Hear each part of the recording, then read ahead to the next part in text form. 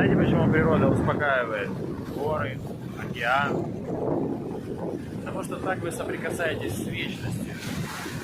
То, что вечное, то, что не меняется в течение тысячелетий, оно как будто бы погружает вас в состояние отрешенности от всей той суеты, которая есть в вашей жизни. Соприкасаясь с этим, вы осознаете, насколько это все ситуативно, и по сравнению с чем-то таким великим, как природа, горы, леса, моря, океаны и прочее, вы осознаете, насколько это все малозначимо, и от этого вам становится спокойнее.